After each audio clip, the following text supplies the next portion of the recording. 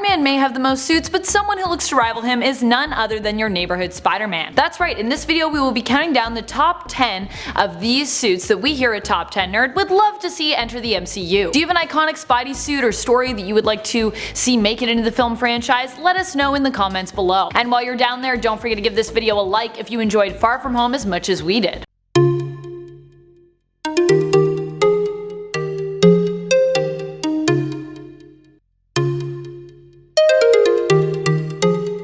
Number 10. The Stealth Suit. Not to be confused with the black suit pictured in Far From Home, this stealthy suit was created to help combat Hobgoblin's sonic screams. Not only does it have a nice neon glow to it, but it also has the ability to warp light and sound, making it completely invisible. Ergo, it is much cooler than the suit we got in Far From Home, which was also similarly designed for stealth. The suit itself, when you see it, is pictured as all black with neon red glowing geometric spider overlay on the chest, neon toes, and neon red eyes. Number 9. Mark III Armor Suit. Imagine the Iron Spider suit but bulkier, and you get the Mark III Armor Suit, which also gives me some sweet RoboCop vibes. The suit itself is mostly red and black and resembles more of a suit of armor than anything else.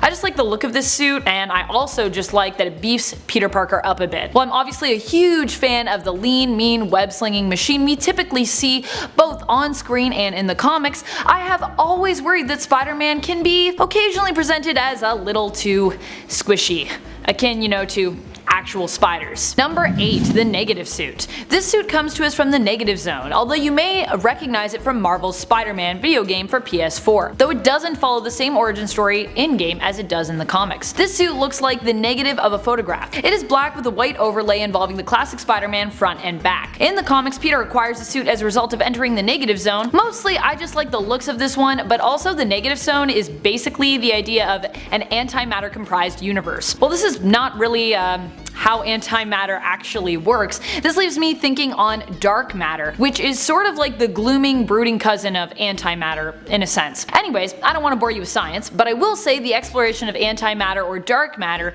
I think would be neat in the comics, as dark matter even within our current universe is super spooky. Trust me, just Google it. Number 7. Spider-Punk. One of my all-time favorite alternates and favorite suits. We get the Spider-Punk suit from Hobie Brown's Spider-Man of Earth 138. The suit itself involves the classic Spider-Man blue and red, but the top half of it is red with webbing all over and the bottom half is blue. Kind of like a one piece that resembles a shirt and pants combo. The arms are half blue, half red, and a thick V-shaped line runs across the stomach of the suit. The mask is one of my all-time favorites with a spike mohawk running along the top. Spider-Punk is also usually seen wearing a spiked collar and torn up denim vest over his suit. I selfishly like this one for punk rock vibes. I have always been a big punk rock fan, so this suit just speaks to me. It also might be nice to have a suit like this to showcase the wilder side of Peter Parker, or maybe we can just introduce Hobie Brown's Spider-Man to the MCU. Number 6. The Venom Suit. I mean, I couldn't make a Spider-Man suit list without including the Venom suit. The suit was introduced in the comics, but has since made its way into Spider-Man animated series, video games, and movies. But not the MCU. Come on, Marvel, give us what we want. Okay, I know it's not your fault, but seriously, just give Sony like a crazy amount of money so you can borrow Venom, please. I do love the original storyline that is attached to the Venom suit in the comics, and we could probably do with an updated version of this story in the MCU, since the last adaptations we've gotten have involved this. Whatever we want. Do we have a deal? Eyes, lungs, pancreas. And this.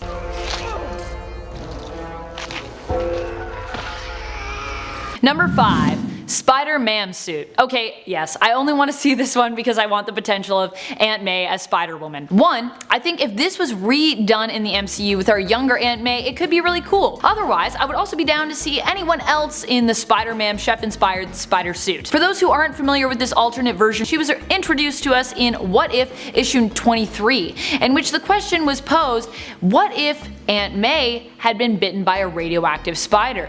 Ooh. Wherein Aunt May is bitten by a radioactive spider while bringing Peter's lunch to school after he accidentally forgot it at home. Also, can I just say that Spider-Man is kind of a badass? Number 4. Spirit Suit. You may recall this suit from the PS4 game Marvel's Spider-Man.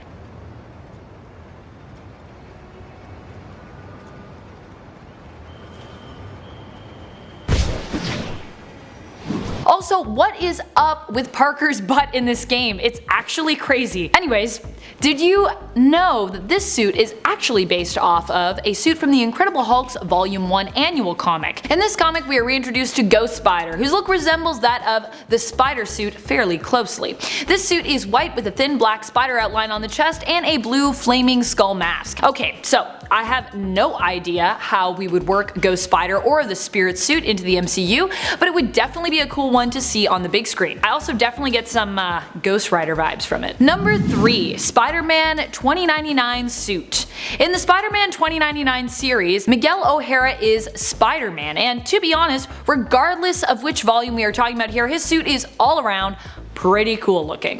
The 1992 version is blue with a red outline overlaid, less web-based, more geometric lines which form the shape of a spider-esque skull on his chest. The eyes are also outlined in red rather than the traditional Spider-Man mask white ovals. The suit is kind of spooky with high-tech spikes that can stick up out of the tops of his arms. The 2014 Volume 1 series followed a very similar look, and the newest 2099 Spider-Man in Volume 3 has a similar look but with more of a futuristic, glowy vibe. All suits being based in the future are also much more high-tech than our classic web slinger, making the suit not just beautiful to look at but also highly useful as well. Number 2. Future Foundation suit. This suit is just so OP. The Future Foundation suit is introduced after Spider-Man joins up with the Fantastic Four after the death of the Human Torch, basically stepping in to assume his place. It is gifted to him by Susan Storm and the rest of the former Fantastic Four and now Future Foundation. What makes it unique? It's a black and white design, different from Spidey's more traditional red and blue,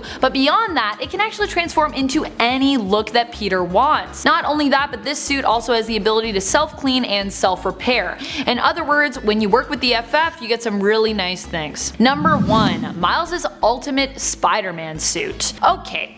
So while I have to give a shout out to the Miles' revamped suit in Sony's Into the Spider-Verse, I have to also acknowledge my love for the Ultimate Spider-Man look on him. Though I do think we need to make sure the Miles' Into the Spider-Verse suit makes it onto a part 2 of this list. The suit itself was given to Miles by S.H.I.E.L.D. after his previous classic suit was deemed to be in bad taste by Fury. S.H.I.E.L.D. members felt it was disrespectful to the memory of the now deceased Peter Parker. The suit itself is all black with red webbing and a red spider on the chest, outlined with the shape of a V, and keeping with Miles' classically drawn, slightly oversized eye shape, as well as having little red fingertips, which I assume add some grip. Although if this suit was in Into the Spider-Verse, I doubt Miles' would need that extra grip. In the moment, it's a terrible moment. They're right there, they're gonna see you.